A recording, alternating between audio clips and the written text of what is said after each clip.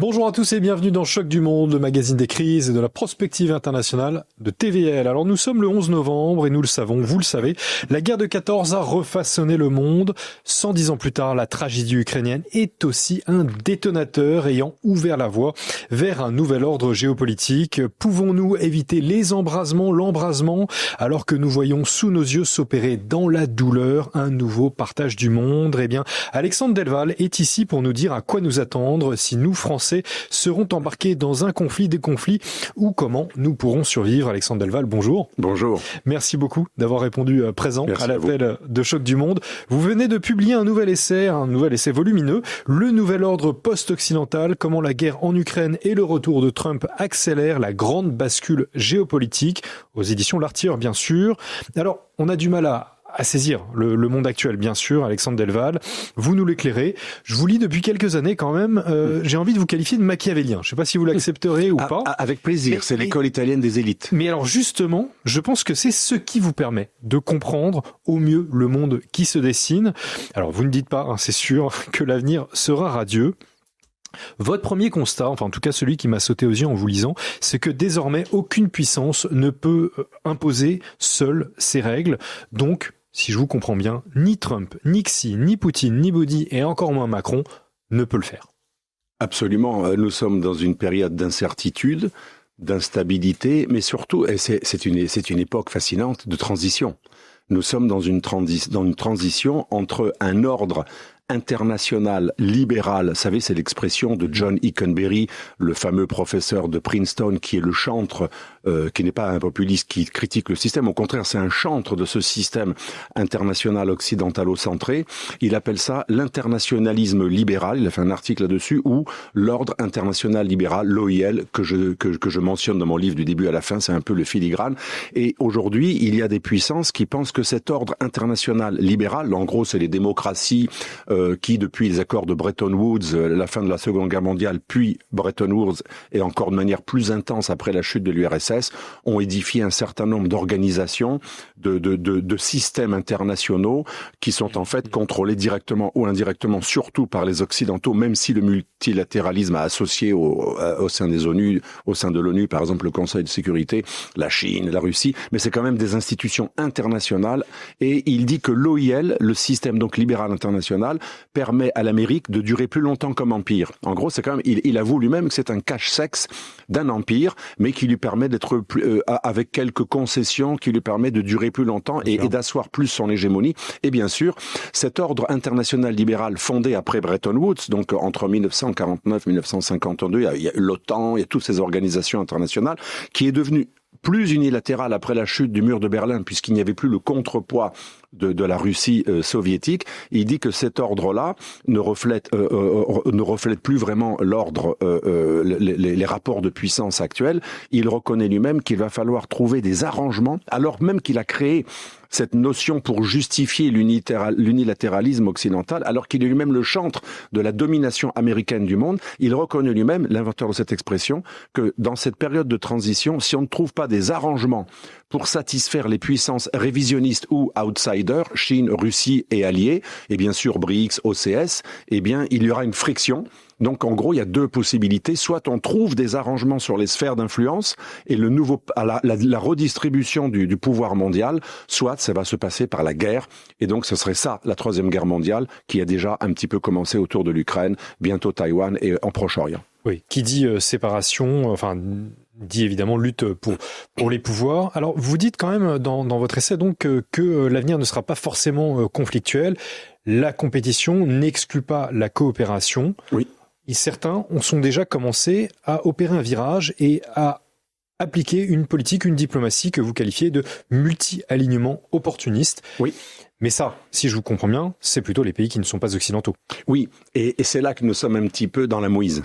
Parce qu'il y a en gros trois blocs. Il y a le bloc américano-européen, donc occidentalo-centré ou occidental.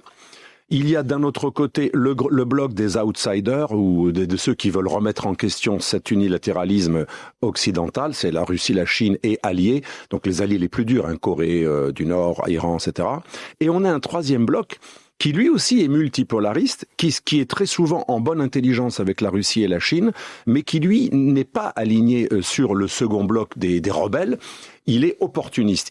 L'Inde, alors vous avez raison, l'Inde c'est le meilleur exemple. On se réconcilie avec la Chine pour faire contrepoids aux menaces tarifaires de Monsieur Trump, mais avant-hier, signature d'un accord qui prolonge la stratégie indienne avec le Quadrilateral Alliance, donc une alliance qui en fait encercle la Chine. Donc on a des pays ultra opportunistes comme l'Inde qui de temps en temps vont vers la Chine quand ça les arrange avec les BRICS et l'OCS, mais qui maintiennent quand même une très bonne alliance stratégique et militaire avec l'Occident face à la Chine, tout en achetant des armes russes. Là, on est vraiment c'est même pas le en même temps, c'est le tri en même temps. On a des pays comme les Émirats Arabes Unis qui ont une base militaire française, qui sont très liés aux États-Unis. Hein, on pense bien sûr aux accords d'Abraham avec Jared Kushner, Trump, etc. Donc très liés à l'Occident, mais les Émirats Arabes Unis devenus le nouvel héros parmi les derniers membres des BRICS, qui sont vraiment un pilier qui permet d'ailleurs de contourner les sanctions, puisque ce sont les Émirats qui sont la plateforme financière pour totalement contourner toutes les sanctions occidentales. Visant la Russie. Donc en gros, le premier bloc, il est à moitié vainqueur. C'est surtout les Américains qui sont vainqueurs, parce que la guerre en Ukraine profite beaucoup au gaz de schiste américain. Mais à l'intérieur du premier bloc occidental, le dindon de la farce, bien sûr, c'est la vieille Europe, qui n'est pas le chef, qui décide pas, qui va prendre les risques et qui va payer les armes et plus cher l'énergie dans le cadre de la guerre en Ukraine. Par contre, le troisième bloc, alors là, c'est tout bénef. Les Turcs, les Indiens, les Chinois se gavent avec du pétrole russe bradé, qu'ils nous revendent en produits raffinés beaucoup plus cher. Et là, on est encore le dindon de la farce. Donc le troisième bloc, c'est le bloc des opportunistes qui, en fait, eux, tirent leur épingle du jeu. Et s'il y a une guerre mondiale, voire même nucléaire tactique, ils seront plus ou moins épargnés. Le théâtre d'opération, ce sera l'Europe. Alors vous dites que la priorité, c'est d'éviter le clash global entre l'Occident et le reste du monde. Sinon, en fait, ce serait suicidaire. Alors le clash global, on devrait pouvoir l'éviter. Je dis moi-même dans mon livre, parce que c'est un livre en fait que j'ai essayé de faire vraiment dans la méthode de la géopolitique classique, c'est-à-dire je n'essaie de pas avoir de certitude. Alors vous me direz c'est un peu lâche parce qu'on prend pas de décision, mais en fait c'est très charlatan de dire ça va être comme ça. On n'est pas Madame Soleil. Donc à chaque fois je fais 3 ou 4 scénarios. Alors bien sûr, c'est pour ça que je dis que la guerre totale n'est pas certaine. D'ailleurs, la guerre nucléaire, j'ai fait un article dans Valeurs Actuelles récemment, un risque de guerre nucléaire même limité, même tactique, on est entre 0,0002% et 2%. C'est très très faible. Vous croyez à la rationalité des acteurs? Je crois en la rationalité des acteurs. Trump, de Poutine, même s'ils sont en train de recommencer les tests nucléaires. Bien sûr, puisque la guerre nucléaire, elle risque d'être la dernière, même si de plus en plus, on a des pays comme la Russie qui envisagent des guerres nucléaires tactiques très limitées dans le cadre d'une guerre conventionnelle. C'est d'ailleurs dans le sens de la révision de la doctrine nucléaire russe. Et ce qui est inquiétant, c'est que même si on n'est que à 2%, entre 0,02 et 2%, avant on était beaucoup moins. C'est-à-dire que le pourcentage de probabilité d'un dérapage de guerre nucléaire augmente chaque jour depuis la guerre en Ukraine pour une raison très précise.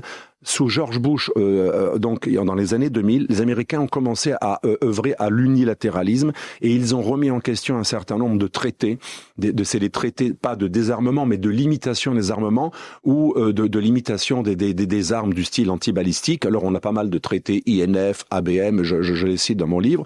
Et aujourd'hui, pratiquement aucun traité sérieux, il y en a aussi qui ne comptaient pas beaucoup, mais les traités qui ont été ratifiés, ce qui compte c'est la ratification, la signature ne sert à rien si ce n'est pas ratifié. Un traité a un binding aspect que uniquement s'il est contraignant que s'il est ratifié.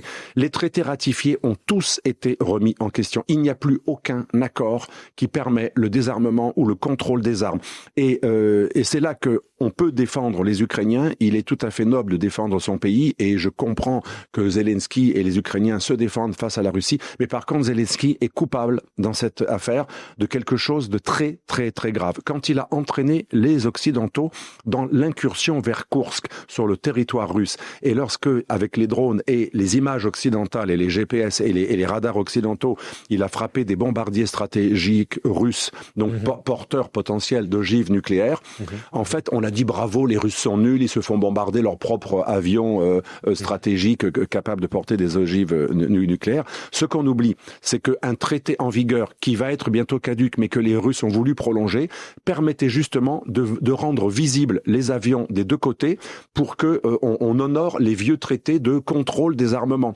Et c'est-à-dire que la confiance a été totalement perdue. Aujourd'hui, les Russes se disent, les Occidentaux participent avec les Ukrainiens à des opérations de destruction de l'équilibre nucléaire et d'annulation de la dissuasion. Et donc ça veut dire quoi? Ça veut dire que les Russes et les Américains n'ont plus aucune confiance stratégique. Non seulement les accords ne sont plus en vigueur de désarmement ou de limitation des armes, on voit bientôt que M. Trump veut recommencer les essais nucléaires, mais cette opération de bombardement à la toile d'araignée, les bombardements des bombardiers stratégiques russes, ont profité du fait que le traité New Start, qui va expirer bientôt, permettait de rendre visibles des deux côtés les appareils stratégiques. Donc la confiance est totalement rompue et aujourd'hui les Russes sont prêts à des représailles si ce genre d'opération recommence. Or Zelensky, lui, ce qu'il veut nous faire comprendre à chaque fois qu'on pénètre le territoire russe, je le comprends de son point de vue. Il est attaqué, il pense que c'est normal d'attaquer l'ennemi sur son territoire. La rationalité de Zelensky est logique et même plutôt même la moralité de son action peut se comprendre. Il dit je suis attaqué, j'attaque. Sauf que la violation de la sanctuarisation du territoire russe, parce que le nucléaire est censé sanctuariser un pays, fait que la Russie va abaisser, elle a déjà abaissé le seuil d'emploi du tactique. Donc on se rapproche chaque jour d'une probabilité faible, mais de plus en plus importante, d'utilisation du militaire nucléaire tactique sur le théâtre d'opération.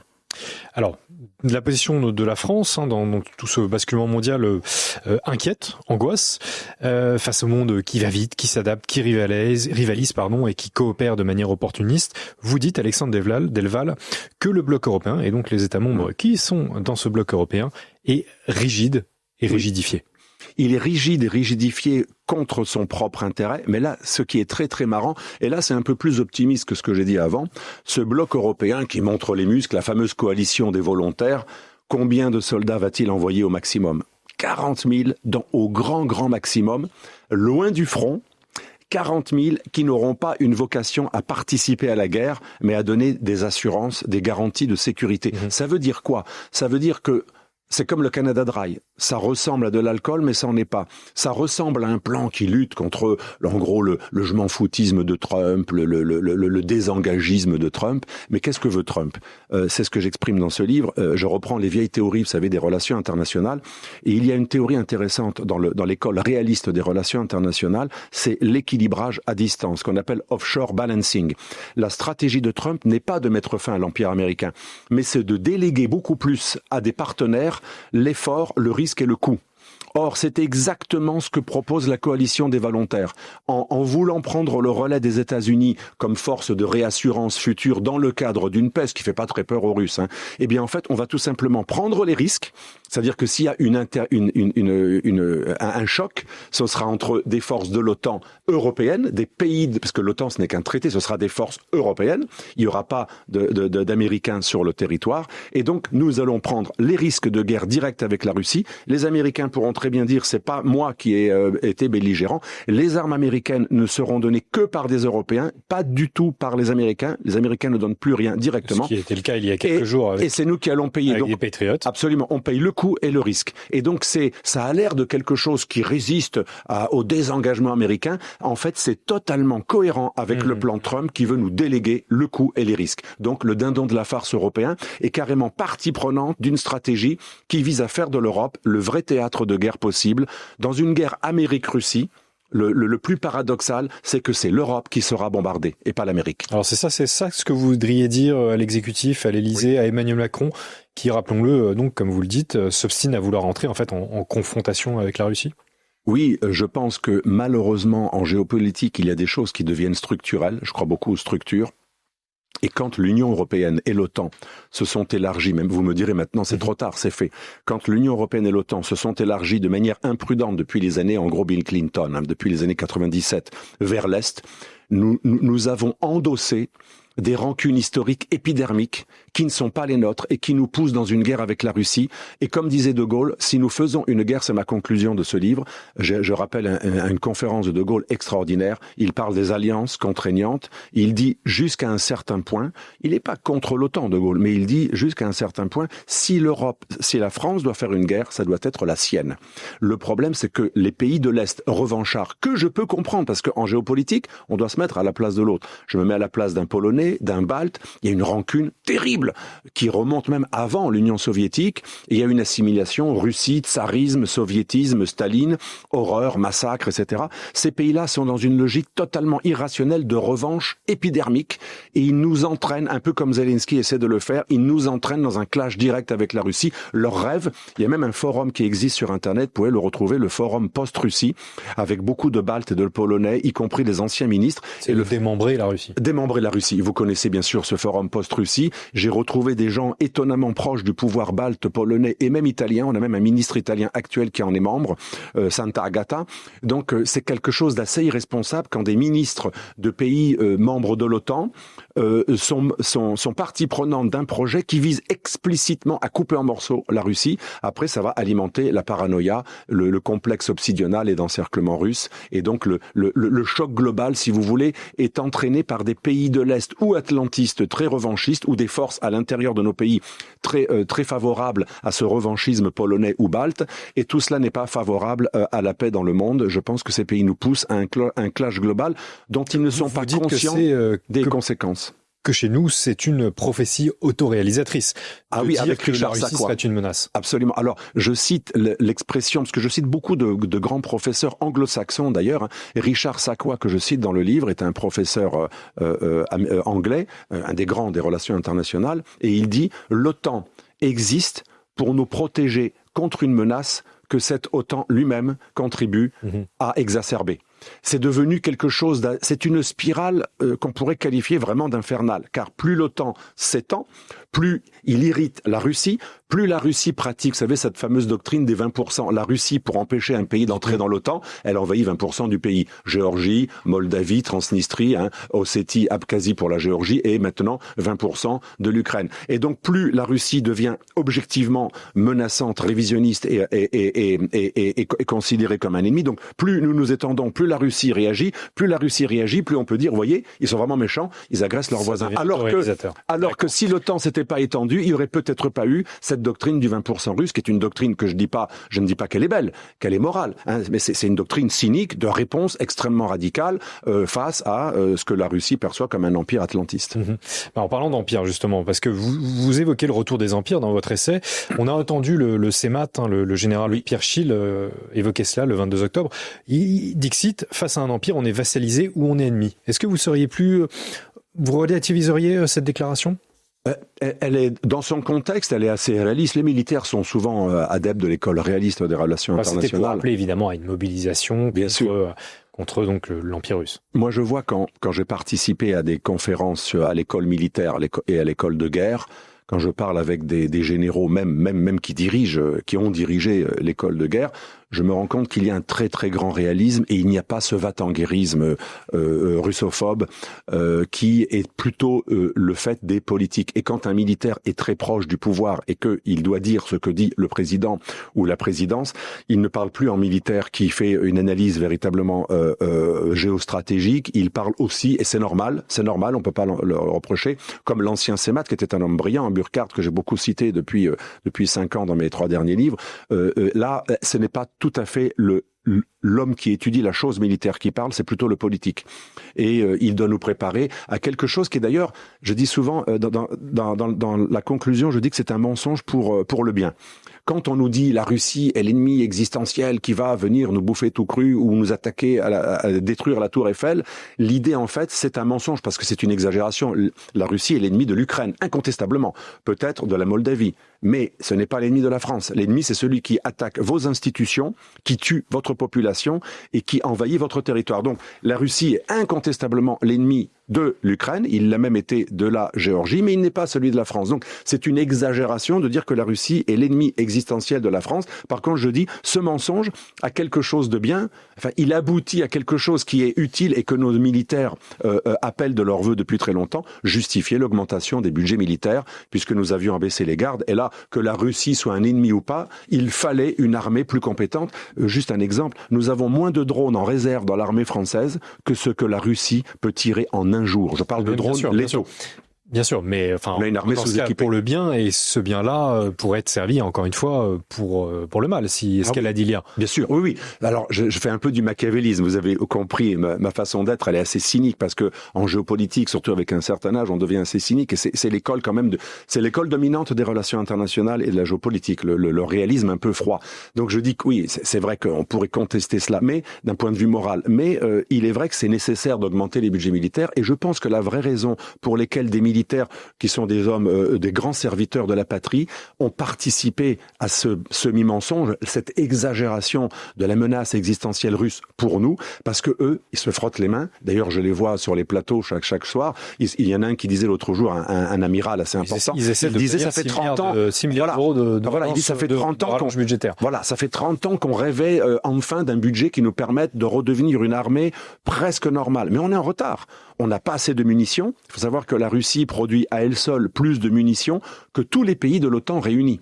Alors quand on dit c'est des nuls, ils sont sous-équipés, ils ont besoin des munitions coréennes, parce qu'ils en tirent énormément chaque jour. Mais en production, la Russie produit plus de munitions que tous les pays de l'OTAN, Amérique comprise, réunis. Et en drone, la Russie est passée numéro 1. C'est comme le blé. Elle était nulle en blé il y a 30 ans. Aujourd'hui, numéro 1 en céréales. Eh bien, c'est pareil pour les drones. Elle a commencé la guerre sans drone, écrasée stratégiquement par cet avantage tactique et stratégique que les Ukrainiens avaient grâce aux Turcs notamment. Maintenant, ils sont premiers. Et c'est plus des drones iraniens. Maintenant, c'est les drones russes. Les Guéran 2 n'ont plus rien à voir avec les drones iraniens. Ils ont été complètement transformés, améliorés. C'est devenu des quasi-bombes extrêmement efficaces.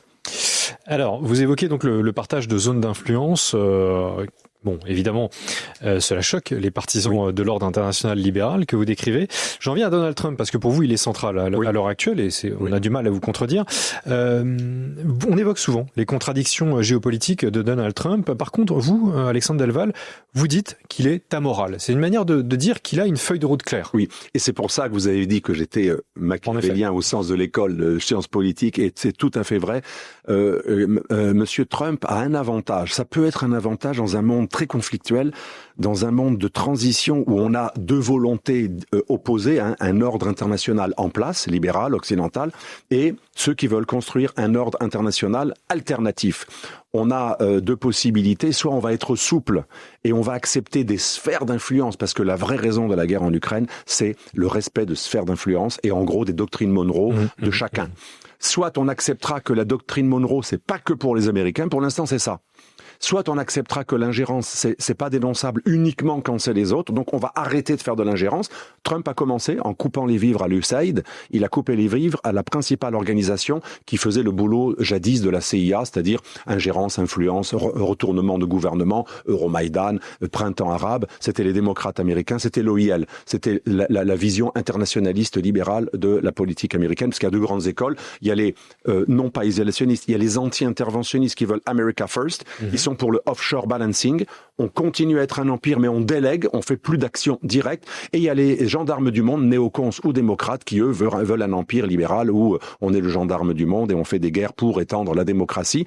Et donc voilà, dans ce monde-là, quand on est en face de voyous ou de cow-boys, on les appelle comme on veut, ou de mecs très très très testostéronés, soit on est hyper moraliste. Et là, il va y avoir un clash parce que le moraliste, il pense qu'il est le meilleur système. Donc, il pense qu'il ne doit pas accepter les sphères d'influence. Un moraliste occidental, il va dire « Pourquoi j'accepterais une sphère d'influence de la Russie sur la Moldavie ?» Il n'y a aucune raison. La Moldavie doit adhérer à l'OIL. Et donc, je vais faire de l'ingérence. C'est pour ça que les Occidentaux, sans se sentir contredits, ils dénoncent constamment l'ingérence russe ou chinoise, mais jamais leur propre ingérence qui, elle est normale puisqu'elle est pour le bien. Pour l'instant, avec Ursula von der Leyen et Emmanuel Macron, nous suivons cette voie qui est suicidaire. Elle est suicidaire. Le moralisme occidental ne fonctionne plus. Ça fonctionne quand nous avions une avance technologique, stratégique, commerciale, économique et militaire totale. Aujourd'hui, il faut savoir que la Chine, je le montre dans le chapitre sur l'avancée technologique de la Chine produit presque l'équivalent de la flotte anglaise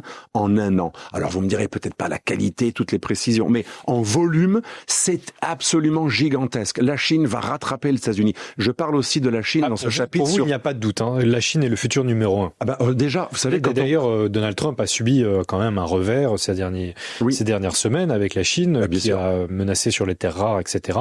Il a compris qu'il n'était pas le maître du jeu. Absolument. Et si on calcule en PPA, donc pour nos auditeurs en parité de pouvoir d'achat, et non pas en nominal, le budget de la Russie, le PIB de la Russie, il passe officiellement de 18 000 milliards de dollars, donc 10 de moins ou un peu plus que les États-Unis, il passe tout à coup à 40 000 milliards. Ça veut dire que pour nos auditeurs, la parité de pouvoir d'achat, c'est ce que l'on peut vraiment acheter avec la même somme. Eh bien, la Russie passe de 19e à 5e. Oui, c'est pas le PIB de l'Espagne. Et l'Inde passe de 10e à 3e. Ça veut dire que le monde réel, ce que l'on peut réellement faire avec le même dollar, si on calcule le PIB en valeur réelle, eh bien aujourd'hui, les pays des BRICS ont doublé la plupart des pays occidentaux et même l'Amérique est doublée par la Chine en PIB. Et ce n'est que le début, avec la masse démographique, avec l'effet d'inertie et le taux de croissance qui reste supérieur, même s'il a baissé en Chine. Dans 50 ans, on peut dire que la Chine aura un PIB nettement supérieur au PIB américain. Ce n'est que le début, dites-vous Alexandre Delval, ce sera le mot de la fin. Oui. Malheureusement, nous n'avons pas pu évoquer, à cause du chronomètre qui tourne, le Moyen-Orient, mais vous pouvez retrouver toutes les analyses d'Alexandre Delval dans son dernier essai, Le Nouvel Ordre Post-Occidental, comment la guerre en Ukraine et le retour de Trump accélèrent la grande bascule géopolitique, aux éditions L'Artilleur. Alexandre Delval, merci beaucoup. Merci à vous d'avoir répondu à l'appel de Choc du Monde. Surtout, n'oubliez pas de commenter, de partager, de liker cette émission. Merci à tous et bonne soirée.